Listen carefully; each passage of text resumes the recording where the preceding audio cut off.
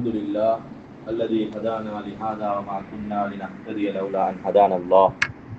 الصلاة والسلام على رسول الله محمد بن عبد الله وعلى آله حزب الله أما بعد.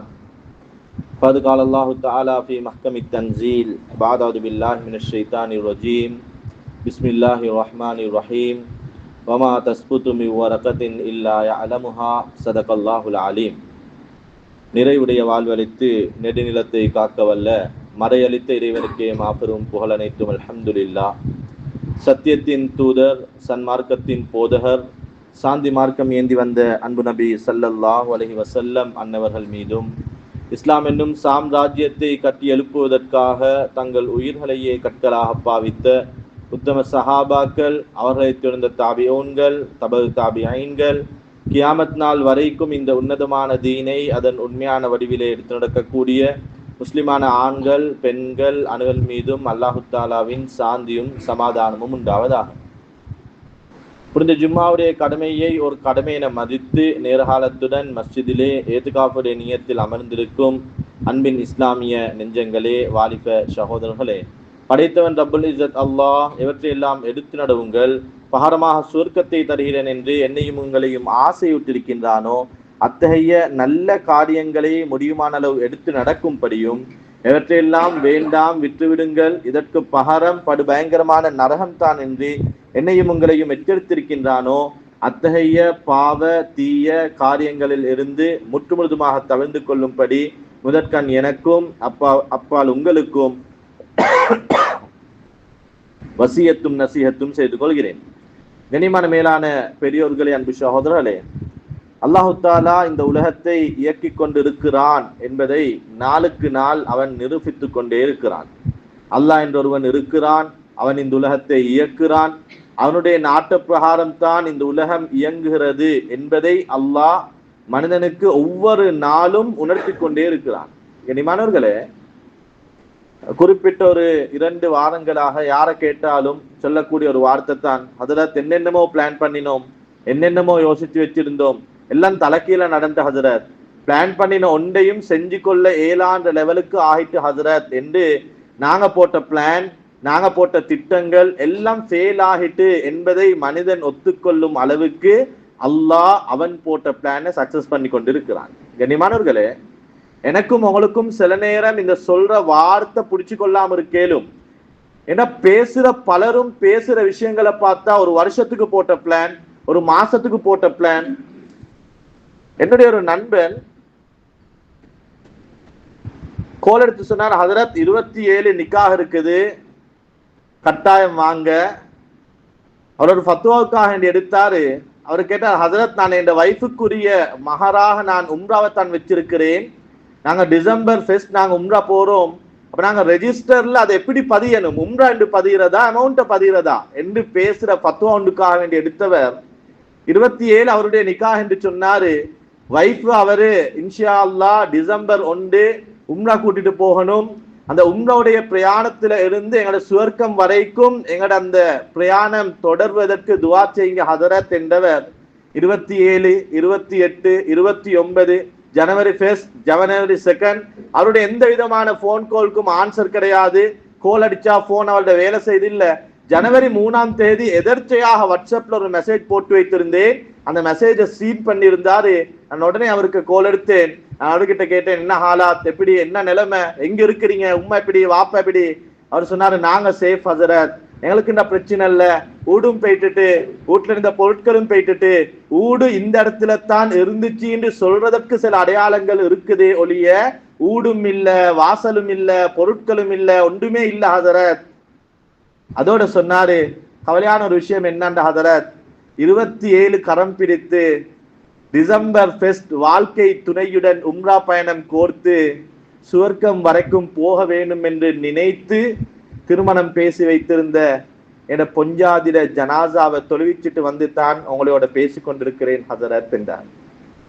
கண்ணியமானவர்களே, மனிதனுடைய பிளான் 27 நான் நிக்கா செய்ய வேண்டும், டிசம்பர் 1ஆம் தேதி நான் எனது மனைவியுடன் அவளுக்கென்று நான் கொடுக்கும் அந்த மகரை உம்ராவில் போய் உம்ராவுடைய பயணமாக கொடுக்க வேண்டும், எனது வாழ்க்கை இப்படியே சந்தோஷமாக தொடர வேண்டும் என்று மனிதன் போட்ட பிளான் அது அன்சக்சஸ். ரப்பு போட்டிருந்தான் ஒரு பிளான். நீ திருமணம் முடித்த அந்த தினத்தில் உனது மனைவியுடைய கடைசி நாளாக அமைய வேண்டும் என்று.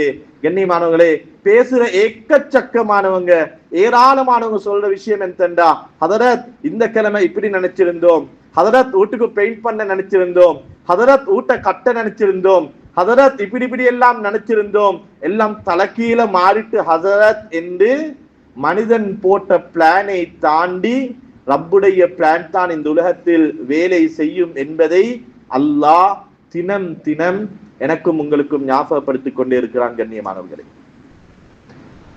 32 வருடங்கள், கிட்டத்தட்ட 10 வருடங்களாக அல்லாஹ்வுடைய கிருபையினால் ஜும்மாக்களுக்கு ஏறி இறங்கும் சந்தர்ப்பத்தை எல்லாம் நசீபாக்கி இருக்கிறான். எனக்கு தெரிய நானும் எக்கச்சக்கமான ஜும்மாக்களில் கியாமத்தை பத்தி பேசுற நேரத்துல அல்லோல கல்லோலம் என்ற ஒரு வார்த்தையை நானும் யூஸ் பண்ணி இருக்கிறேன். அல்லோல கல்லோலப்படுவார்கள். கியாமத்திலே உம்மா எங்க புள்ள எங்க யாருக்கும் தெரியா. உம்மாக்கு புள்ளட கவலை இருக்காது, வாப்பாக்கு புள்ளகளோட கவலை இருக்காது. உம்மா எங்கேயோ புள்ள எங்கேயோ, நான் நான் நான் ஏண்ட குடும்பம் நான் என்று மனிதன் அல்லோல கல்லோலப்பட்டு கொண்டிருப்பான் என்பதை வெறுமனே வார்த்தையாக மிம்பரில் சொல்லிக் கொண்டிருந்தோம், அல்லது அந்த வார்த்தையை வெறுமனே யாரோ சொல்ல கேட்டுக் கொண்டிருந்தோம். கண்ணியமானவர்களே, படைத்தவன் அல்லாஹ் 2 அல்லது 3 நாட்கள் கரண்ட்டும் இல்லாம நெட்வொர்க்கும் இல்லாம குடும்பம் கம்பளையில கொழும்புக்கு போனவர் வாரன்னு சொன்னாரு. 1 மணி 2 மணி வாரண்டவருடைய வருகையை காண நான் கடையை மூடிக்கொண்டிருக்கிறேன், என்னமாலும் எடுத்துட்டு வரவேணுமா என்று கோல் பண்ணின கணவன், அதுக்கு பின்னால் அவருடைய போன் எந்த விதமான ஆன்சரும் கிடையாது. அவர் இருக்கிறாரா இல்லையா, மௌத்தா மறுவா வருவாரா என்று எதுவுமே தெரியாமல் ஒவ்வொரு மனிதனும் அல்லோல கல்லோலம் என்ற வார்த்தையை அல்லாஹ் உணர வைத்தார். இது கியாமத்தில் தான் உணர்வோமா என்று இருந்த எனக்கு, இல்ல இல்ல அது கியாமத்துல இதை விட பயங்கரமா இருக்கும். அதுக்கு உலகத்துல ஒரு டிப், நீங்க அதை உணர்ந்துக்கோங்க. வீட்டுக்குள்ள மனைவி இருக்கிறா, புள்ளகள் கேட்கிறாங்க வாப்பா வருவாராண்டு. உம்மாக்கு வாப்பா வருவையா இல்லையா, என்ன பதில் சொல்ற என்று தெரியாம அல்லோல கல்லோலப்பட்ட சந்தர்ப்பங்கள். கண்ணியமானவர்களே, எங்கேயோ ஒரு இடத்துல பொழைச்சி இது யாருட வீடு யாருட கடை எத்தனாம் மாடி தண்ணி எவ்வளவு வந்திருக்குது, நான் பொழப்பேனா இருப்பேனா மரணிப்பேனா எந்த செய்தியுமே தெரியாது. அந்த தண்ணில கூட ஈர உடுப்புல கூட 3ஆம் மாடியில கூட இருந்து கொண்டு வீட்டுல இந்த பொஞ்சாதின நிலைமை என்னவா இருக்கும். அவங்களுக்கு தண்ணி வந்திருக்குதா, கம்பளையில் இருந்தவங்களுக்கு தெரியா கண்டிக்கு தண்ணி வந்துச்சா இல்லையாண்டு, அதாவது எலியால இருந்தவங்களுக்கு தெரியா கண்டிக்கு தண்ணி வந்துச்சா இல்லையாண்டு, தண்ணி வந்துச்சா இருக்கிறாங்களா இல்லையா திண்டாங்களா யாராலும் அவங்களுக்கு பாதுகாப்புக்கு இருக்கிறார்களா என்ற எந்த உணர்வும் எந்த செய்தியும் தெரியாம முழு உம்மத்தையும் அல்லாஹ் 3 நாட்கள் அல்லோல கல்லோலப்பட வைத்தான். அல்லாஹ் இருக்கிறான் என்பதை நிரூபித்துக் கொண்டிருக்கிறான். கண்ணியமானவர்களே, ஒரு சில நாட்களுக்கு முன்னால் இந்த இன்சிடென்ட் நடந்ததுக்கு பின்னால கம்பளையில ஒரு மஸ்ஜிதுக்கு போற சந்தர்ப்பம் கிடைச்சிச்சு. இந்த மஸ்ஜிதுக்கு போனா அந்த மஸ்ஜித்ல கிட்டத்தட்ட 400 அல்லது 600 குடும்பங்கள் தஞ்சம் புகுந்து இருக்கிறாங்க. அவங்க அந்த மஸ்ஜிதுல என்ன சிந்தனையில இருக்கிறாங்க என்றது எனக்கு தெரியா. ஆனா அந்த மஸ்ஜிதுக்குள்ளால போனோனே எனக்கு ஏண்ட உணர்வுல என்ன வந்துச்சுண்டா, எங்களுக்கு இதுக்கு பின்னால ஒரு ஊடு இல்லை, அப்படித்தான் ஒரு ஊடு இருக்குன்றாலும் எப்ப அந்த வீட்டுக்கு நாங்க போக போறோம் என்பது நிச்சயம் இல்லை. கண்ணியமானவர்களே, மேல் மாடியில கீழ் மாடியில ஒவ்வொருத்தரும் குடும்பமாக, சில குடும்பங்களோட வாப்ப இன்னும் வந்து சேர்ந்தில்ல, சில குடும்பங்களோட பொஞ்சாதி மௌத்து ஜனாசா இன்னும் கிடைச்சல்ல, சில குடும்பங்கள்ல கணவனும் மனைவியும் ஒரு இடத்துல ஏண்ட புள்ள வருவானா இருப்பானா யாராச்சும் காப்பாத்தி எங்கேயாலும் கொண்டு போய் வச்சிருப்பாங்களா என்ற எந்த செய்தியும் தெரியாம ஒவ்வொருத்தரும் ஒவ்வொரு திசையில ஒவ்வொரு யோசனையில உட்கார்ந்து கொண்டிருக்கிறாங்க. அவங்களோட இப்பட சிந்தனை என்னண்டா, நான் இருக்கிற இடத்த பெயிண்ட் பண்ண வேண்டும் என்ற சிந்தனை அல்ல. மஸ்ஜிதுல ஏதோ தங்க ஒரு இடம் கொடுத்திருக்கிறாங்க, இருந்து கொண்டிருக்கிறாங்க, நான் இந்த இடத்தை அழகுபடுத்தணுமே, நான் இந்த இடத்துக்கு கேட் போடணுமே, நான் இந்த இடத்துல டைல மாத்தணுமே, நான் இந்த இடத்துக்கு கொஞ்சம் எனக்கு என் பொஞ்சாதிக்கு விருப்பமான மாதிரி பெயிண்ட் டிசைன் கலரை மாத்தணுமே, எந்த சிந்தனையுமே இல்ல. இருக்கிற ஒரே ஒரு சிந்தனை, யாராச்சும் என்னமாலும் கொண்டாந்து தந்தா ஒவுத்து பசிக்கு திண்டு கொள்ளணும், யாராலும் ஒரு போத்தல் தண்ணியை தந்தா குடிச்சு தாகம் வந்தா தேவைப்படுமே என்று எடுத்து வச்சு கொள்ளணும். எப்பயாச்சும் எங்கட ஊட்ட சுத்தமாக்கி யாராலும் தரமாட்டாங்களா, அந்த வீட்டுக்கு நாங்க போயிடணும்.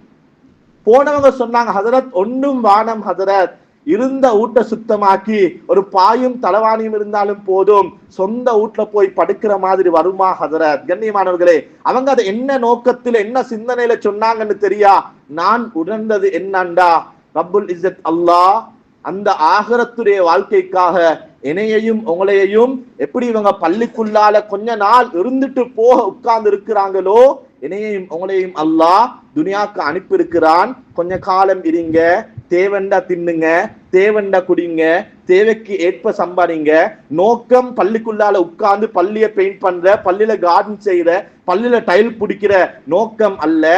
உங்களோட நோக்கம் எப்ப அந்த வீட்டுக்கு போற, ஏ மனிதா, ஓண்ட நோக்கமும் இதுவாகத்தான் இருக்கணும். ஒரு அனர்த்தத்துல பாதிக்கப்பட்டு சுவர்க்கத்துடைய பிரயாணத்துல இடையில அல்லாஹ் ஒரு ஊடு, ஒரு பொஞ்சாதி, ஒரு குடும்பம், ஒரு டவுன், ஒரு கடை, ஒரு ஊடு எங்களை கொஞ்சம் தந்திருக்கிறான். இது நிரந்தரம் அல்ல. இதற்காக வேண்டி நேரத்தை காலத்தை செலவழிக்கிறாதே. உன்ன நோக்கம் இருக்கணும், நான் எப்ப சுவர்க்கத்துக்கு போறேன், நான் எப்ப அந்த சுவர்க்கத்தை அடையிறேன்.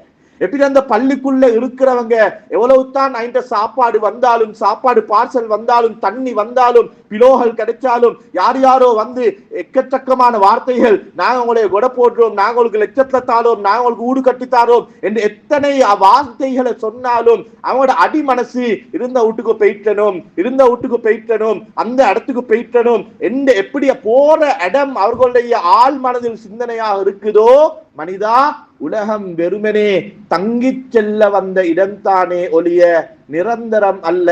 போக வேண்டிய இடம் சுவர்க்கம் என்பதை உணர்ந்துக்கோ என்பதை அல்லாஹ் உணர்த்தத்தான் இந்த அனர்த்தம் வந்ததோ என்னவோ என்று சிந்திக்க தோன்றும் அளவுக்கு சில நிகழ்வுகள் கண்ணியமானவர்கள்.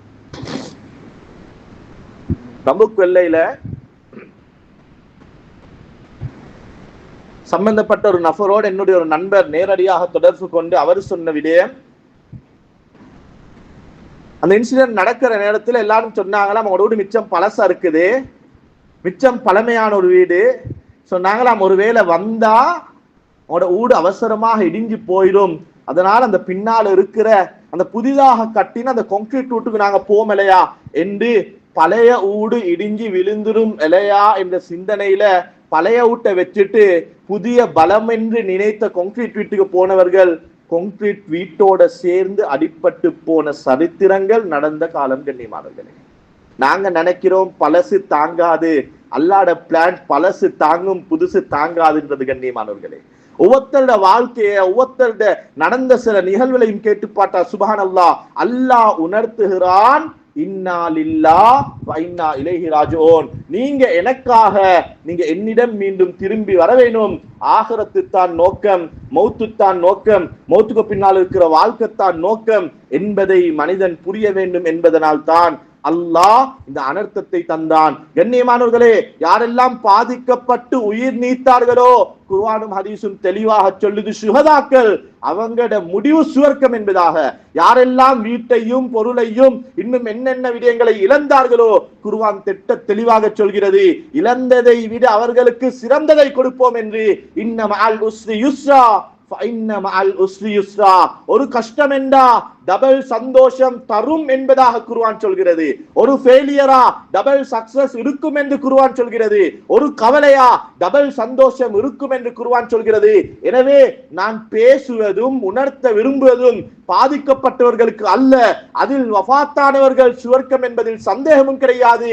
வீட்டையும் பொருளையும் கடையையும் தன்னுடைய சொத்து பத்துக்களையும் இழந்தவர்கள் அதைவிட நல்லா இருப்பார்கள் என்பது குர்ஆன் ஹதீஸுடைய தெளிவான விளக்கம் கண்ணியமானவர்களே. எக்கச்சக்கமான நாட்டில் அசம்பாவிதங்கள் இதற்கு முன்னாலேயும் நடந்திருக்குது. உலகம் படைக்கப்பட்ட காலத்திலிருந்து அனர்த்தங்களும் பேரழிகளும் நிகழ்ந்து கொண்டே இருக்குது.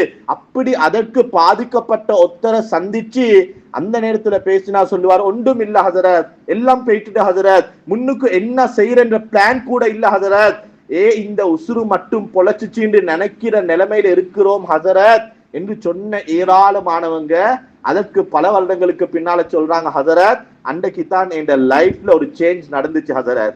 அன்றைக்கு கொடப்போன நான் தான் ஹசரத். ஏதோ பொட்டி கடையில இருந்தேன் ஹசரத், இன்னைக்கு பெரிய டெக்ஸ்டைல்ஸ் வச்சு கொண்டிருக்கிறேன் ஹசரத். ஹசரத் பொட்டி ஊட்ல இருந்த ஹசரத், கார்போர்டால மறைச்சு கொண்டு இருந்த ஹசரத். அன்னைக்கு நடந்த அந்த இன்சிடென்ட் ஹசரத், இன்னைக்கு மாஷா அல்லாஹ் ஊடு வாசல் கட்டி நல்லா இருக்கிறோம் ஹசரத் என்று எக்கச்சக்கமானவங்க சொல்ற வார்த்தையை காதால கேட்டு கண்ணால நிகழ்வுகளை பார்த்து கொண்டிருக்கிறோம் கண்ணியமானவர்களே. இதுதான் யதார்த்தம், இதுதான் உண்மை. இழந்தவர்களுக்கு இழந்ததை விட நல்லதை கொடுப்போம் என்பது குர்ஆன் ஹதீஸுடைய விளக்கம். எனவே கண்ணியமானவர்களே, இன்றைய பயானுடைய நோக்கம் என்னண்டா, அனர்த்தத்தால பாதிக்கப்பட்டவங்களோட அல்ல, அந்த அனர்த்தம் என் வாழ்க்கையில் என்னத்தை உணர்த்துச்சு, அந்த நடந்த அந்த 3 நாளுடைய இன்சிடென்ட் என் லைஃப்ல எந்த இடத்துல என் வாழ்க்கையினுடைய ஒரு மாற்றத்தை உருவாக்க வேண்டும் என்ற உணர்வை தந்துச்சு கண்ணியமானவர்களே. எக்கச்சக்கமான கோள்கள் உம்மட்டால வந்துச்சு, வாப்பட்டால வந்துச்சு, மனைவிட கோல், அதை பொருட்படுத்தாம உணர்வுகளை மதிச்சாம உறவுகளின் பக்கம் தேவையில்லாதவர்களை போல வாழ்ந்து கொண்டிருந்தோம். அந்த 3 நாள் உணர்த்திச்சா இல்லையா ஒரு போன் கோலுடைய பொறுமதி கண்ணியமானவர்களே. ஒரு கோல் எடுக்க மாட்டாவா, எடுத்து மகன் நாங்க சேஃபா இருக்கிறோம் என்ற உம்மட குரல் கேட்க மாட்டிச்சா என்ற ஏக்கமும் தவிப்பும் அல்லாஹ் உம்மத்தாகிய எனக்கும் உங்களுக்கும் உணர்த்துறான் உறவுகளோட மதிப்பு கண்ணியமானவர்களே. மாத்தள பகுதியில் இருக்கக்கூடிய ஒரு சகோதரர், இந்த 27 அந்த இன்சிடென்ட் நடக்கிறாண்டு இரவு 8:30 மணி இருக்குமாம். அவருடைய சகோதரி மூத்த தாத்தா கோல் எடுத்திருக்கிறார், 3 கோல். அவர் சொல்றார், ஹசரத் கோல் எடுக்க கொலையும் போன் கையில தான் இருந்துச்சு. ஒரு திருமண பேச்சுவார்த்தையில நடந்த ஒரு மனக்குழப்பம், நடந்த ஒரு மனக்கசப்பு, தாத்தாவும் தம்பியும் கதைக்காம இருந்தாங்க. தாத்தர கோல் ஒரு டிப் ரிங் ஆகுது, 2 டிப் ரிங் ஆகுது, 3 டிப் ரிங் ஆகுது. மனசு சொல்லுது ஏனென்று எடுத்து பாரு. ஆனா அவருடைய ஈகோ, அவருடைய உள்ளத்துல இருந்து அந்த கெட்ட குணங்கள் அவருக்கு சொல்லுது, இப்படி செஞ்சுட்டாவே, நான் எதிர்பார்க்கல, வாக்கு தந்துட்டு மாறிட்டாவே, இவவோட நானே பேசுற என்று தாத்தட கோல் அவரை அவாய்ட் பண்ணினாரு. அந்த போனை ஆன்சர் பண்ணல. கொஞ்ச நேரம் போகுது, 10 மணி, 11 மணி, 12 மணி, செய்திகள் பரவ ஆரம்பிக்குது. கம்பலைக்கு வெள்ளமாம், கம்பலை தாண்டிட்டாம், கம்பல சரியான குழப்பத்தில் இருக்குதாம். இப்ப அடிக்கிறாரு தாத்தாக்கு, என்ன தாத்தா கம்பலையில இருக்கிறா, இப்ப அடிக்கிறாரு 3 கோல் ஆன்சர் பண்ண இல்லாம போன தம்பி சொல்றாரு, ஹதரத் கோல் போகுது இல்ல, எனக்கு தெரியும் கவரேஜ் ப்ராப்ளம் என்று, உள்ளம் இடம் கொடுக்குது இல்ல ஹதரத், அடிச்சேன் சொன்னார். 88 கோல் அடிச்சேன் ஹதரத், கோல் போகுதில்லை என்று தெரிந்தும் ஒருவேளை மிஸ் ஆகியாச்சும் போகாதா என்று அடிச்சேன். 1 நாள், 2 நாள், 3 நாள், எந்த செய்தியும் இல்ல. கஷ்டப்பட்டு ஹதரத் கேட் பள்ளி ஹதரத்துடைய நம்பரை தேடி எடுத்தோம், அவருக்கு கோல் அடிச்சு மிச்சம் கஷ்டத்தோட 4 நாட்களுக்கு பின்னால என்ன தாத்தாட டீட்டெயில்ஸ் எல்லாம் கொடுத்து, இவங்களை பத்தி எந்த செய்தியும் இல்ல, தேடி சொல்லேலுமா என்று சொல்லி 1 ஹவர் இருக்கும் ஹதரத். எந்த போன் நம்பருக்கு கோல் எடுத்தேனோ அந்த ஹதரத் கிட்ட இருந்து ஒரு கோல் வருது. உள்ளத்தில் ஒரு சந்தோஷம், ஏதோ தாத்தா சம்பந்தமான செய்தி தான் வரப்போகுது. அவர் எடுத்து சொன்னாரு, உங்களோட தாத்தாட மகன் இருக்கிறாரு, குடுக்குறேன் பேசிக்கோங்க. ஹதரத் என்ற தாத்தர 3வது மகன் கோல் எடுத்து சொன்னாரு, மாமா எங்கட வீட்டு கேட் லொக் ஆகிட்டு மாமா, எங்களுக்கு வந்து கொள்ள இயலாத நிலைமையாகிட்டு, 1ஆம் தட்டுக்கு தண்ணி நனைஞ்சிட்டு. உம்மா சொன்ன அந்த நேரத்துல எனக்கு யாரோட பேச வேண்டிய தேவை இல்லை.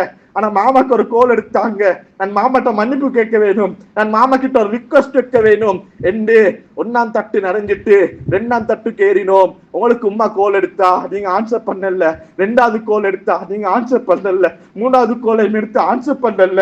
எங்கட 2ஆம் மாடிக்கும் தண்ணி வர ஆரம்பிச்சுட்டு உம்மா சொன்னா, மகன் ஒருவேளை இந்த தண்ணியால உன் உம்மா நான் மௌத்தாகினா உன மாமாக்கு எனக்கு கஃன் போட சொல்லுங்க வாப்பா என்று சொன்னா மாமா. அதை சொல்லத்தான் உம்மா அவளுக்கு கோல் எடுத்தா. நான் உடனே கேட்டேன், எங்க தாத்தா, உம்மா எங்க?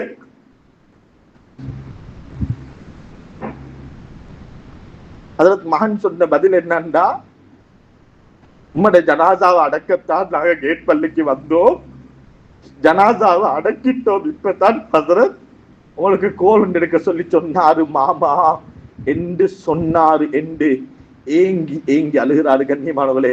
அவரு சொல்றாரு, ஹதரத் இதுக்கு பின்னால நான் வாழ்ந்து என்ன செய்ய ஹதரத், என்னத்துக்கு கோபம் ஹதரத், என்னத்துக்கு துளத்துல சண்டையும் சச்சவும் பிரச்சனையும், ஒருவேளை அன்னைக்கு நான் கோல ஆன்சர் பண்ணி இருந்தா எனது ஆத்த பொழைச்சுவாவா இல்லையா ரெண்டாவது, ஆனா மௌத்து வரைக்கும் நான் மௌத்தாகி கொண்டிருக்கிறேனே. தாத்தா என்ன பேச நினைச்சா, என்ன சொல்ல நினைச்சா ஒன்றும் தெரியாது. உறவை மதிச்சல்ல ஹதரத், உறவுடைய போன் கோலை எதிர்பார்க்கல ஹதரத் என்று உறவை மதிச்சாதவர்கள் எல்லாம், உறவுக்கு நேரம் கொடுக்காதவர்கள் எல்லாம் உறவுடைய பொறுமதிய, குடும்பத்துடைய பொறுமதிய, ஒரு போன் கோலுடைய பொறுமதிய விளங்கி விளங்கி வாழ்க்கையை திருத்துங்க, வாழ்க்கையை மாத்துங்க என்பதை உணர்த்துவதற்குத்தான் இந்த அனர்த்தம் வந்ததோ என்னவோ என்று நினைக்கும் அளவுக்கு ஏராளமான சம்பவங்கள் கண்ணியமான. என்னுடைய மச்சான் கம்பல பகுதியில் ஒரு மஸ்ஜிதுடைய இமாமாக இருக்கிறாரு. அவரை சந்திக்க போயிருந்தோம். போன நேரத்தில் ஒருவரை முசாஃபா பண்ண வச்சாரு, பண்ண வச்சு சொன்னாரு, இவரை கொஞ்சம் பார்த்துக்கோங்க மச்சான் என்று. வந்ததற்கு பின்னால சொன்னாரு, புலனறுவ பகுதியில பெரிய ஒரு வியாபாரம் செய்கிறவர், 13 வருடங்கள் திருமணம் முடித்து குழந்தை கிடையாது. எந்த அளவுக்கு என்ற ஹதரத் குடும்பத்துல எந்த சொந்த பந்த நிகழ்வுகளுக்கும் கலந்து கொள்றதில்லை. மையத்தூட்டுக்கு கூட கடைசி நேரத்துல போனா மையத்தை பார்த்தாச்சு வந்தாச்சு. ஏன்னா குடும்பத்துல பிரஷர், இன்னும் புள்ள இல்லையா, பணம் இருக்குது, ஊடு இருக்குது, பிசினஸ் இருக்குது, வாகனம் இருக்குது, புள்ள இல்ல என்ற அந்த பிரச்சனை 13 வருஷம் ஹதரத். அல்லாஹ் 13வது வருஷம் ஒரு புள்ளைய கொடுத்தான். மச்சான் சொன்னாரு, 4 நாளைக்கு முன்னால நான் தான் போய் தஹ்னீக்கும் செஞ்சு அருவா என்று பேரும் வச்சுட்டு வந்தேன். அவரும் புலன் அருவ போயிட்டாரு. அசருடைய நேரம் நாங்க அவருடைய வீட்டுக்கு போனோம். அவரு சொன்னார், ஹசரத் இது என் புள்ள இல்ல ஹசரத், அல்லாஹ் எனக்கு தந்த வரம் ஹசரத் என்றார். 13 வருடம் யார் யாருடைய பேச்சுக்களுக்கும் மேச்சுக்களுக்கும் காது தாள் தெரிந்தால என்னுடைய மனைவி. அதாவது ஒரு கட்டத்துக்கு அங்கால குடும்பத்தாரல் வீட்டுக்கு வந்தா ரூம்ல இருந்து வெளியே வர மாட்டா ஹசரத். ஒரு கட்டத்துக்கு அங்கால குடும்பத்துல யாரையாச்சும் கல்யாணம் என்று அவக்கு ஒரு பயம், மவுத் என்று அவக்கு ஒரு பயம், ஏண்டா புள்ள இன்னும் இல்லையா என்று கேட்டுவாங்க என்ற பயம் ஹதரத். இது எனக்கு அல்லாஹ் தந்த புள்ள இல்ல ஹதரத், இது அல்லாஹ் தந்த வரம் ஹதரத். கண்ணியமானவர்களே, இந்த நிகழ்வு நடந்து 3 அல்லது 2 நாட்களுக்கு பின்னால பல சிரமங்களுக்கு பின்னால வந்திருக்கிறாரு. வந்தா வீடு இருக்கிறது, வீட்டாட்கள் கிடையாது. அங்கும் இங்கும் பேசுறாரு, ஒருத்தட்ட கேட்கிறாரு என்ன நடந்தது. கண்ணியமானவர்களே, கடைசியாக அவருக்கு வந்து சேர்ந்த செய்தி என்னண்டா, 13 வருடங்களுக்கு பின்னால அல்லாஹ் எந்த குழந்தையை வரம் என்று நினைத்து தந்தானோ அந்த குழந்தையையும் 13 வருடங்கள் குழந்தை இல்லையா இல்லையா என்ற ஏச்சையும் பேச்சையும் சுமந்த உங்களுடைய மனைவியையும் வந்த தண்ணீர் ஆட்கொண்டு சென்று விட்டது என்ற செய்தி ஹதரத். அதை கபூல் செய்யற உள்ளம் அவருக்கு இல்லை. ஒவ்வொரு நாளும் பள்ளிக்கு வாராரு, வந்து கேட்கிறாரு, ஹதரத் என பொஞ்சாதியும் புள்ளடையும் செய்தி என்னமாலும் கேள்விப்பட்டுச்சா? எங்கேயாலும் புள்ள அழுகிற சத்தம் கேட்டா ஓடி போய் பார்க்கிறாரு, இதே இந்த பொஞ்சாதியா, இதே இந்த புள்ளையா? அவளை பொஞ்சாதி புள்ள மவுத்து போயிட்டு பரவல்ல, ஆனா இவர் எப்ப இந்த பிரச்சனையிலிருந்து மீண்டு வருவாரு, இந்த கவலையிலிருந்து இவர் எப்ப எழுந்து வருவாரு என்று தெரியாம இருக்கிறோம் என்று அழுது கொண்டு என்ன மச்சான் சொன்னாரு. கண்ணியமா, நான் என்ன சொல்ல வாரேன் என்றா, அல்லாஹ் உணர்த்துறான், துனியா அழிஞ்சு போகும். துனியால நாங்க போடுற பிளான் அதுல எந்த விதமான எதிர்பார்ப்பும் வைக்க முடியாது என்பதை நாள்தோறும் அல்லாஹ் உணர்த்தி கொண்டே இருக்கிறான். கண்ணியமானவர்களே, எங்களுக்கு வாய்க்கு லேசாக சொல்ல இயலும். நானும் சொல்றேன் தான், அல்லாஹ் தந்தான், அல்லாஹ் எடுத்தான், அல்லாஹ் தருவான். கண்ணியமானவர்களே, நாங்களும் சஹாபாக்கள் அல்லவே. பாதிக்கப்பட்டவர்களும் மனைவியை குழந்தைகளை இழந்தவர்கள் ஒன்றும் சஹாபாக்கள் அல்லவே. இந்த நிலைப்பாடு தான் எம்மிலும் இருக்க வேண்டும். எங்களோட ஈமானும் இந்த லெவல்ல தான் இருக்க வேண்டும். இன்னும் அதற்கான முயற்சி நடக்கலையே, இன்னும் எங்களோட ஈமான் அந்த லெவலுக்கு வரலையே. அல்லாஹ் தந்தான், அல்லாஹ் எடுத்தான், அல்லாஹ் தருவான், இதுதான் உண்மை. ஆனா எப்படி இதை விளங்குற? இன்னைக்கு சொல்றாங்களே, அதில் இருந்த ஊடும் இல்ல, ஊடு இருந்த இடமும் இல்ல, வீட்டுல இருந்த பொருளும் இல்ல, எல்லாத்தையும் எடுத்து அல்லாஹ் உசுர மட்டும் வச்சு என்ன செய்ய ஹதரத் என்று பலரும் கேட்கிறாங்களே. கண்ணியமானவர்களே, எப்ப அல்லாஹ்க்கு நன்றி செலுத்தின? குடிக்கிற தண்ணிய கொட்ட கொலை, அந்த 3 நாளும் அல்லாஹ் சுப்ஹானல்லாஹ் நல்ல தெரியும் பாரத கான் தண்ணி என்று இல்ல பீலி தண்ணி என்று நினைச்சிட்டு போனோமே கண்ணியமானவர்களே.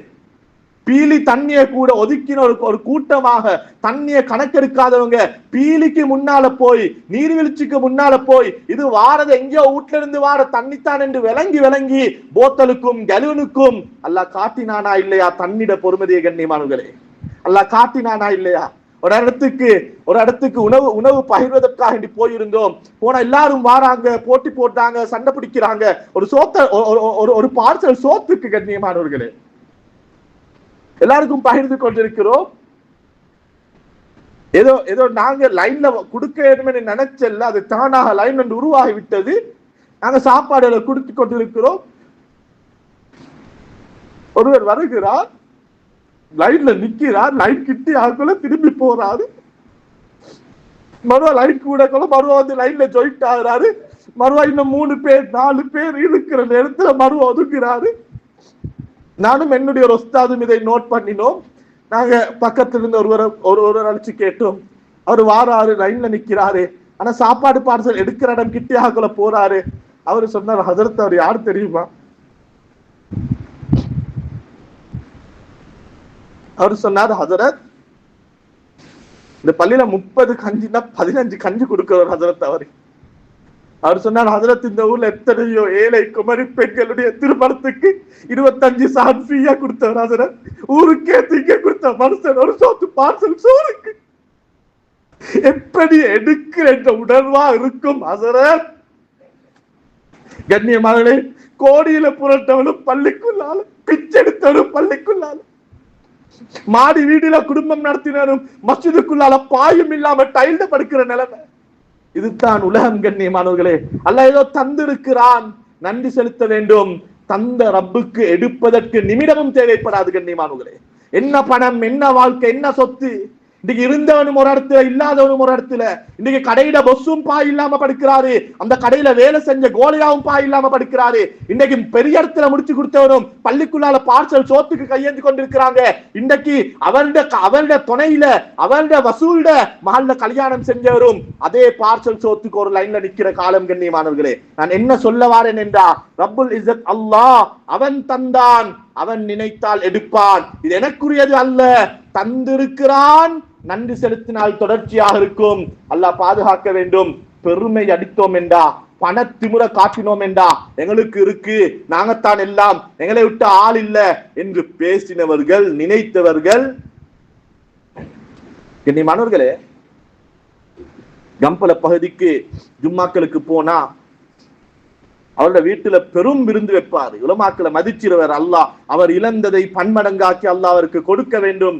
கண்ணியமானவர்களே, எனது சில குடும்பத்தார்களும் பாதிக்கப்பட்டார்கள். அவர்களை சந்திப்பதற்காண்டி போயிருந்தோம். போன ஒருவர் வந்து என்னோட பேசினாரு. அவர் உடுத்திருந்த ஆடைக்கும் அவருடைய முகப்பாவனைக்கும் எனக்கு ஆரம்பத்துல யாரென்று புரிஞ்சு கொள்ள இல்லாம போச்சு. அதுக்கு பின்னால் தான் சொன்னாரு, ஹதரத் நீங்க எல்லாம் வந்து உட்காருவீங்களே, திம்பிங்களே ஹதரத், அந்த இடமே எப்படி உங்களுக்கு சொல்றேன்னு விளங்குதில்லை ஹசரத். முழு வீட்டுல உள்ள முழு பொருளும் போயிட்டு ஹசரத், ஊடு மட்டும் மிச்சம் இருக்குது. எனக்கு அப்பத்தான் விளங்குச்சு, ஏராளமானவர்களை அழைச்சி சாப்பாடு போட்டவர் இன்னைக்கு சாப்பாட்டுக்காக வேண்டி யாராலும் ஒரு பார்சல் சோறு கொண்டாந்து தர மாட்டாங்களா? உடுத்த உடுப்புனாலும் பரவாயில்ல, ஈர உடுப்பை மாத்திக்கொள்ள 2 ஜோடு உடுப்பு தரமாட்டாங்களா என்று அல்லாஹ் இந்த நிலைமையை இந்த அமலுக்கு கொடுத்ததாக இருந்தா, இன்னைக்கு உடுத்துக்கொண்டு சந்தோஷமாக குடும்பத்தோட கடையோட வாசலோட இருக்கிற எனக்கும் உங்களுக்கும் இப்படியான ஒரு நிலைமையை தருவதற்கு அல்லாஹ் ஒரு நாளும் தரக்கூடாது. ஒருவேளை அல்லாஹ் தர நினைத்தால் அதற்கு ஏத்த போல வாழ்ந்து இருக்கிறோமா என்பதை படிச்சுக்கணும் கண்ணியமா. பணம் என்ன படம் கண்ணியமானவர்களே? இருக்கிறவனும் ஒரு இடத்துல, இல்லாதவனும் ஒரு இடத்துல. பணத்தை வச்சு என்னத்தை செய்யலும் கண்ணியமானவர்களே? உறவை சம்பாதிச்சனும், நல்ல குணத்தை சம்பாதிச்சனும். ரோட்ல அல்லாஹ் ஃப்ரீயா சிரிப்பை தந்திருக்கிறான், காண்ற எல்லாத்துறையும் சிரிச்சனும். அல்லாஹ் ஃப்ரீயா அன்பை தந்திருக்கிறான், காண்ற எல்லாத்துக்கும் அன்பை கொடுக்கணும் கண்ணியமானவர்களே. நீங்க ரப்பு ஃப்ரீயா தந்தத்தை கூட நாங்க கஞ்சத்தனம் பட்டுக்கொண்டு ஒருவேளை அல்லாஹ் சோதித்தால் அல்லாஹ் பாதுகாக்கணும்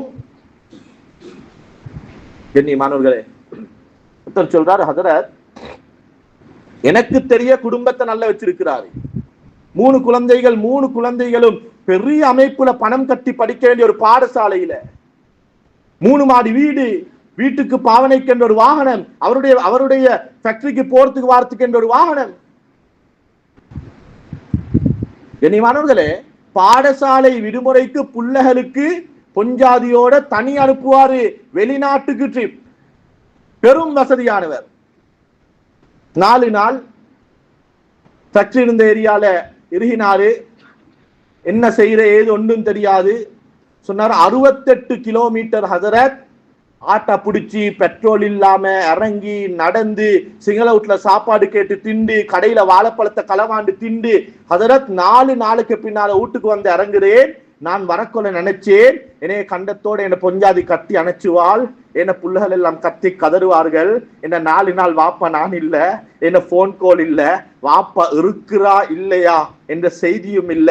ஹதரத் இரவு 7-7:30 மணி இருக்கும் ஹதரத். நான் கால் வெடிச்சு கால் ரத்தம் வருது ஹதரத். மிச்சம் கஷ்டத்தோட நான் வீட்டுக்குள்ளால வந்து கதவை தட்டேன். என் மனைவி கதவை திறந்து சொன்ன வார்த்தை என்னான்டா, வந்து சேர்ந்துட்டீங்களா, வாங்க பொடி வாஷ் போட்டுட்டு வாங்க சாப்பாடை வைக்கிறேன். புள்ளகள் வந்தாங்க, வந்துட்டீங்களா என்ற ஒரு வார்த்தை ஹதரத். எவ்வளவு காலம் கஷ்டப்பட்டதும் சம்பாதிச்சதும் செஞ்ச தியாகங்களும் என்னத்துக்கென்று நினைச்சிச்சு ஹதரத். கண்ணியமானவர்களே, இது அவருடைய பிள்ளை அல்லவே. நான் அவருக்கு சொன்னேன், இதோட பொஞ்சாதி பிள்ளை அல்ல, இதோட புள்ளகளோட பிள்ளை அல்ல. புள்ளகளுக்கு பணத்தை கொடுத்தீங்க, நல்ல ஸ்கூல்ல கொடுத்தீங்க, தேவையான உடுப்பை வாங்கி கொடுத்தீங்க. ஒரு வாப்பவ நீங்க எப்ப அன்பை கொடுத்தீங்க, ஒரு வாப்பவ எப்ப நீங்க நேரத்தை கொடுத்தீங்க. கண்ணியமானவரை, புள்ளைய பசியில போடுங்க பிரச்சனை இல்ல, ஆனா வாப்பா பக்கத்துல இருந்து தலையை தடாவி கொடுங்க. பொஞ்சாதிக்கு உடுப்பு இல்லாம இருக்கேலும், ஆனா உட்கார வச்சு பொஞ்சாதியோட உங்களோட பிரச்சனை என்ன பேசுங்க. கண்ணியமானவர்களே, இன்னைக்கு குடும்பத்துக்கு நேரம் கொடுக்கிறோம் இல்ல, தொழில் தொழில் தொழில், சல்லி சல்லி, சம்பாத்தியம் சம்பாத்தியம் என்று வாழ்வதே தொழில் செய்வதற்கென்று நினைத்து நானும் நீங்களும் கடைக்கும் பஜாருக்கும் டொரிண்டனுக்கும் டவுனுக்கும் நேரத்தை கொடுத்து கொடுத்து கொடுத்து என்ன பொஞ்சாதி ஓகே, என்ன புள்ள ஓகே, இத மாதிரியான ஒரு சந்தர்ப்பம் வந்தா விளங்குச்சு கண்ணியமானவர்களே. பலருக்கும் வாழ்வதற்குத்தான் தொழிலே அன்றி தொழில் வாழ்க்கை கிடையாது. கண்ணியமானவர்களே, வாழத்தான் ஒரு தொழில். ஒரு ஆம்புடையா கேட்கணும், என்ன செய்றீங்க? டொரிண்டன்ல ஒரு கடை இருக்குது என்ற ஆண்மையை நிரூபிக்கத்தான் தொழிலே அன்றி டொரிண்டன்ல போய் நேரம் காலம் தெரியாம பகல் பட்டா ராவும் இல்ல, சாப்பாடும் இல்ல, குடும்பமும் இல்ல, மையத்தும் இல்ல, கல்யாணமும் இல்ல, பொஞ்சாத்திட நலவு இல்ல, புள்ளடை ஸ்கூல் இல்ல, பேரண்ட்ஸ் மீட்டிங் ஒன்று இல்ல, எதுவுமே இல்லாம வாழ்க்கை வாழ்க்கை வாழ்க்கை, கடை கடை கடை, பிசினஸ் பிசினஸ், சல்லி சல்லி, அமெரிக்கா அமெரிக்கா என்று ஓடியவர்கள் எல்லாம் பணம் கையில் இருக்குது, பொஞ்சாதி இல்ல, புள்ள இல்ல, பேச துணைக்கு உணர்வை வெளிப்படுத்த எமோஷனல் பகிர்ந்து கொள்ள யாருமே இல்லாம பணத்தை வச்சு கொண்டு என்னத்தை செய்ய ஹசரத் என்று கேட்கிற நிலைமைக்கு ஆளாகிட்டோம். கண்ணியமாக என்ன செய்ய பணத்தால? பணம் உள்ளவர்கள் கட்டுக்கட்டா வச்சிருக்கிறாங்களே, ஒரு பார்சல் சோறு வாங்க எதுவும் ஆயிடுச்சா? தண்ணி ஃபேக்டரி வச்சவன் கண்ணியமானவர்களே, கெஞ்சிராணி ஒரு போத்தல் தண்ணிக்கு ஃபேக்டரியை வச்சு என்ன செய்ய மேலும் ஆயிடுச்சு? எல்லாம் போனதுக்கு பின்னாலையும் ஊடும் இல்ல, வாசலும் இல்ல, கடையும் இல்ல, நகையும் இல்ல, பணையும் இல்ல, பணமும் இல்ல, எல்லாம் போனதுக்கு பின்னாலையும் 3 பிள்ளையையும் பொஞ்சாதியையும் கட்டி அடிச்சு கொண்டு எது போனாலும் பரவாயில்ல ஹசரத், என்ன முழு சொத்தும் என்ன பொஞ்சாதியும் 3 பிள்ளையும் ஹசரத் என்று பிள்ளையையும் பொஞ்சாதியையும் சொத்தென்று உள்ளத்தை செஞ்சு கொள்றான். குடும்பத்துக்கு நேரம் கொடுத்தவன், பணம் பதவி பட்டம் நகை நட்டென்று ஓடி ஆடி திரிஞ்சவன், பணத்தை காப்பாத்த, கடையை காப்பாத்த, டவுனை காப்பாத்த ஓடினவன் வந்து பார்க்கிறான், கடை தப்பி, அக்கவுண்ட் தப்பி, பணம் தப்பி, வாழ வந்த வாழ்க்கையில பொஞ்சாதியும் புள்ளகளும் தண்ணில போயிட்டே. கண்ணியமானவர்களே, என்ன பணம்? பணம் இருந்து என்ன செய்யலும்? எடுக்கலும் அத மாதிரி ஒரு பொஞ்சாதி, எடுக்கலும் அத மாதிரி ஒரு குழந்தை. இந்த வார்த்தை ஆழமாக உள்ளத்துல பதிய வைங்க கண்ணியமானவர்களே. வாழ்வதற்குத்தான் தொழிலே அன்றி தொழில் என்பது வாழ்க்கை கிடையாது. குழந்தைகளுக்கு நேரம் கொடுங்க. எக்கச்சக்கமான பெண்கள் கவுன்சிலிங்க்கு வராங்க. அவங்களோட டோட்டல் பிரச்சனையோட சுருக்கம் என்னன்னா ஹசரத், பேச ஆள் இல்ல ஹசரத். இது கணவன் வானம் என்று பாஞ்சி போன எக்கச்சக்கமான கேசல் கை சேதப்பட்டு கதறி அழுந்து தௌபாவுக்காக வந்து நிக்கிறாங்க. சொல்றாங்க ஹசரத், வல்லாய் காமத்துக்கு போகல ஹசரத், ஆசைக்கு விஷத்துக்கு போகல ஹசரத், எனக்கு என்ன புள்ள வேணும், மேலும் மாப்புள்ள வேணும், குடும்பம் வேணும், மானம் வேணும், எனக்கு அவளைய சொல்ல யாரும் இல்லாத. ஒரு ஆட்டக்காரன் பேசினான், இறக்கம் காட்டினான், கவலைய சொல்லேன் அதரன், என்ன நடந்தது விளப்பம் இல்லாதரன், எனக்கு மாப்புள்ள வாழும் பிள்ளைய மட்டும் மாற்றும் கேட்டு தாங்காதரத் என்று மாப்புள்ள பேசலே. மாப்பிள்ள பேசுறத கேட்கல, எனக்கு டைம் தரல என்று எக்கச்சக்கமான பெண்கள் வீட்டுக்குள்ளால டிப்ரெஷனோட ஸ்ட்ரெஸ்ஸோட. கொஞ்சம் நேரம் கொடுப்போம் கண்ணியமானவர்களே. இந்த பணம் சம்பாதிச்சு மனைவிக்கு நாயையும் நட்டையும் வாங்கி கொடுக்க தேவையில்லை. ஒரு நாளைக்கு வவுத்து பசிக்கு 1000 ரூபாய் ஒரு பார்சல் சோறு வாங்க சம்பாதிச்சோமா போதும். வாங்க வீட்டுக்கு கொஞ்சாதியோட உட்காருங்க. உனக்கு தேவை என்ன, உனக்கு பிரச்சனை என்ன, உனக்கு கஷ்டம் என்ன, உனக்கு கவலை என்ன, பிள்ளைகள் பார்த்தாங்களா, பிள்ளைகளை கூப்பிடு. குறைஞ்சது ஒரு நாளைக்கு ஒரு நேரம் ஆச்சும் 5 பேரும் சான்ல உட்கார்ந்து ஒரு வாயை பணிஞ்சு பொஞ்சாதிக்கு ஒரு வாய், பிள்ளைக்கு ஒரு வாய். கண்ணியமானவர்களே, அனாத இல்லம் தேட தேவையில்ல, வெடிட்டு நிவாசம் தேட தேவையில்ல. பிச்செடுத்தாச்சும் சம்பள சோத்தி ஆண்டாலும் எனக்கு திங்க தந்த வாப்பா, எனக்கு நேரம் தந்த வாப்பா, என் தலையை தட்டி விட்ட வாப்பா என்று மகன் பிணைஞ்சு தீர்த்துற நிலைமை அல்லா தருவான். கண்ணியமானவர்களே, புள்ளால பணத்துல பொருளை வச்ச வாப்பமார், இன்னைக்கு பொஞ்சாதிய நகையிலையும் உடுப்புலையும் பொருளை வச்ச வாப்பமார் வயசானத்துக்கு போறோம் எங்க நல்லா வெடிட்டு நிவாசம் இருக்குன்னு எங்கள்கிட்ட கோல் பண்ணி கேட்கிற நிலைமை. கண்ணியமாங்களே, திங்க குடுக்க ஒழுங்கா குடுக்கலத்தான், கஷ்டம் தான், கவலைத்தான். பெருநாளைக்கு கூட அந்த நைட்ல தான் யாரோட ஹாஜியாட்ட கடன் பட்டு கஷ்டப்பட்டு தான் உடுப்ப கொண்டாந்து கொடுத்த, ஆனா இறக்கத்தை கொடுத்த, நேரத்தை கொடுத்த, மகான மடியில உட்கார வச்சு ஒரு 18 வயசு ஒரு வாலிபன் அழுந்தந்து சொல்றான், வாப்பட ஜனாசா வச்சிருக்குது, நான் கடைசியாக கஃபனை மூடுற நேரத்துல கூப்பிட்டு சொன்னேன், வாப்போ கடைசி மூட போறோம், மோந்துக்கோங்க. மோந்துட்டு சொன்னான், ஹதரத் எனக்கு தெரிய இந்த வாப்படைய மோந்து இல்ல ஹதரத். எப்ப மோதும் கண்ணியமானவர்கள், என் பிள்ளை அனுப்ப மகளே, நீ ஒரு முத்தத்துக்கு ஒரு பெண் மார்க்கத்துட்டு போறாளே, வாப்ப மோந்திருந்தா, வாப்ப அணைத்திருந்தா, வாப்ப நேரம் கொடுத்திருந்தா. எனவே கண்ணியமானவரே, இந்த அனர்த்தம் என்னத்தை உணர்த்துச்சுண்டா குடும்பத்துக்கு நேரம் கொடுங்கன்றத உணர்த்துச்சு. 3 நாள் போன் கால், குருநாகல உம்மா இருக்கிறா, உம்மா எடுக்க மாட்டாவா, தண்ணி வந்துச்சா இல்லையா, ஊடு அடிப்பட்ட உம்மா இருக்கிறா, வாப்பா இருக்கிற, எக்கச்சக்கமான கோல். உம்மட வரக்கோல பிஸியே இவ எடுத்தா என்ன, இந்த நாளும் ஒரே கதையை தானே கதைச்சுவா என்று அவாய்ட் பண்ணின எக்கச்சக்கமான கோல்கள். உம்மா எடுக்க மாட்டாவா, உம்மா எடுத்து மகன் நான் இங்க சேஃப் வாப்பா என்ற ஒரு வார்த்தையை சொல்ல மாட்டாவா என்று ஏங்க வச்ச 3 நாட்கள் எங்களுக்கு உணர்த்துது. உறவுகளை பாதுகாத்துக்கோங்க, குடும்பத்தை பாதுகாருங்க, உம்மாவோட பேசுங்க, பொஞ்சாதிக்கு நேரம் கொடுங்க, பிள்ளைகளுக்கு நேரம் கொடுங்க. வாழ்க்கையில பணம் என்பது பகுதித்தானே ஒழிய வாழ்க்கை முழுக்க பணம் அல்ல. கடை என்பது வாழ்வதற்கு ஒரு சாதனமே அன்றி கடைத்தான் வாழ்க்கை அல்ல. இன்னைக்கு எக்கச்சக்கமானவங்க உள்ளத்துல கைய வச்சு கேட்டு பாருங்க, காலையில கடைக்கு போறோம், சீசன் என்று வந்தா 12 மணி 1 மணி. கண்ணியமானவர்களே, அளந்த ரிஸ்க். கண்ணியமானவர்களே, உதாரணம் சொல்கிறேன்.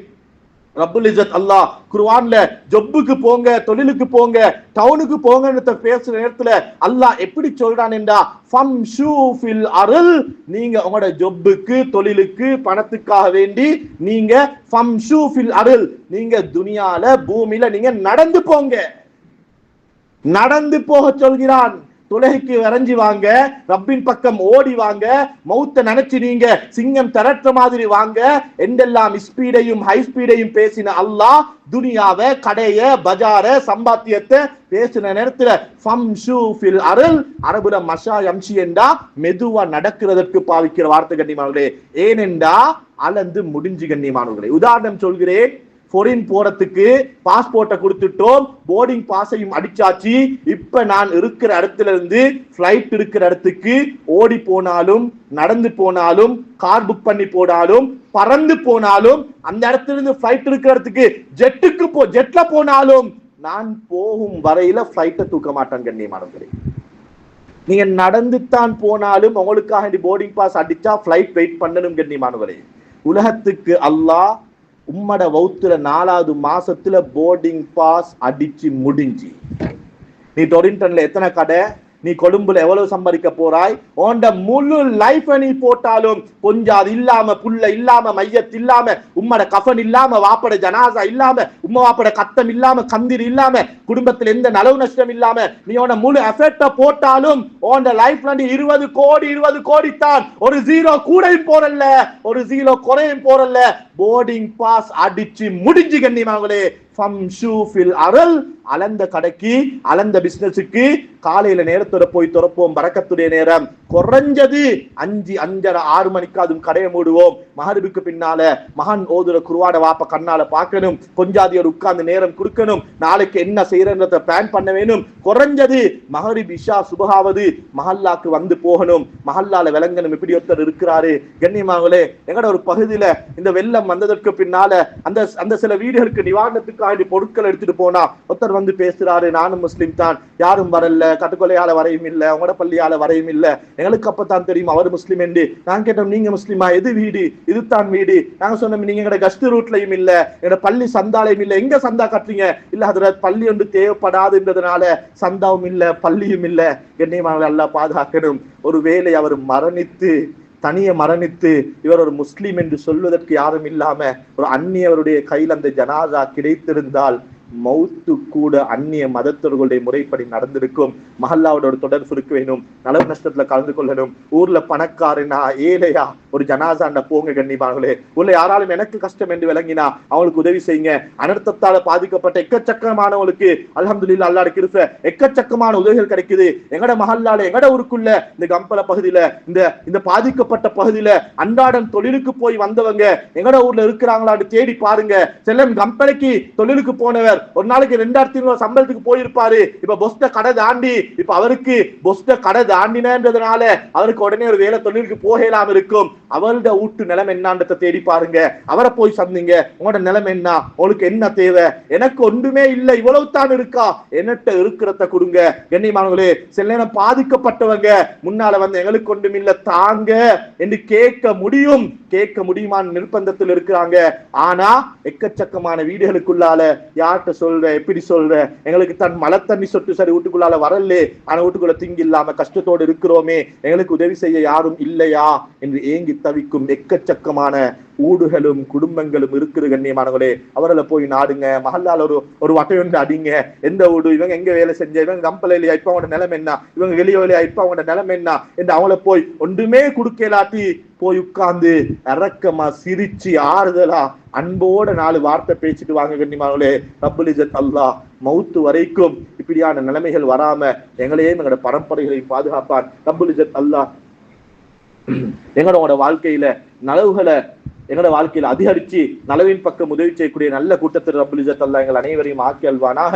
ரப்பே ரஹ்மானே, அல்லாஹ் எங்களோட வாழ்க்கையில நீ பரக்கத் செஞ்சிரியா அல்லாஹ். மௌத்து வரைக்கும் யார்ட்டையும் கையேந்திர நிலைமை உருவாக்கிறாதே அல்லாஹ். ரப்பே ரஹ்மானே, எங்களோட பசிக்கோ எங்களோட சாப்பாட்டுக்கோ தண்ணிக்கோ உடுப்புக்கோ யாரும் வந்து தரமாட்டாங்களா என்று ஏக்கத்தை மௌத்து வரைக்கும் எனக்கும் எனது பரம்பரைகளுக்கும் தந்து விடாதே அல்லாஹ். எங்கெல்லாம் யாரெல்லாம் பாதித்தார்களோ மன்னித்தவருக்கு சுவர்க்கத்தை வாஜிபாக்கி விடியா அல்லாஹ். யாரெல்லாம் எதையெல்லாம் இழந்தார்களோ இழந்ததை விட நல்லதை கொடுத்து விடியா அல்லாஹ். எமக்கு அவர்களுக்கு துவா மாத்திரம் தான் செய்ய முடியும் யா அல்லாஹ். அவர்கள் யா அல்லாஹ் இருந்ததை விட நல்ல நிலைமையிலே அவர்களை காண்ற பாக்கியத்தை எங்களுக்கும் நசீபாக்கி யா அல்லாஹ். ரப்பே ரஹ்மானே, நீ தந்த ஃப்ரீயான சிறுப்ப மக்களுக்கு பகிர்ந்து கொடுக்கக்கூடிய நல்ல உள்ளத்தை தந்திரியா அல்லாஹ். இரக்கமாக பழகுற மனசை தந்திரியா அல்லாஹ். பண திமுறை இல்லாமக்கியா அல்லாஹ். நீ தந்த பணம் நீ நினைத்தால் அடுத்த நிமிடம் எடுத்து விடுவாய் என்ற பயத்தோட வாழ்ற பாக்கியத்தை நசீபாக்கியா அல்லாஹ். ஏழவர்களை இல்லாதவர்களை மதிச்சக்கூடிய உள்ளத்தை தாயா அல்லாஹ். மௌத்துட சிந்தனையை தாயா அல்லாஹ். உறவுகளை மதிச்ச வச்சிரியா அல்லாஹ். உம்மா வாப்பா மனைவி மக்கள் குடும்பம் நேரம் கொடுக்கிற பாக்கியத்தை நசீபாக்கியா அல்லாஹ். தொழிலாக விளங்க வையா அல்லாஹ். தொழில் வாழ்வதற்கே அன்றி வாழ்க்கை தொழிலாக ஆக்கி தொழிலோடு எங்களை பின்னி பிணைய வச்சு செதறடிச்சுட்டாதே அல்லாஹ். எங்களோட குழந்தைகள் மனைவி மக்கள் நாங்க இல்லண்டா ஏங்குவாங்க தவிப்பாங்க என்ற நிலைமைக்கு அவர்களோட நல்ல முறையில் அன்பாக பழக்கூடிய நல்ல கணவன்மார்களாக நல்ல ஆண்களாக எங்கள் அனைவரையும் ஆக்கியல்வாயாக. வாஹிரு தஅவானா அனில் ஹம்துலில்லாஹி ரப்பில் ஆலமீன்.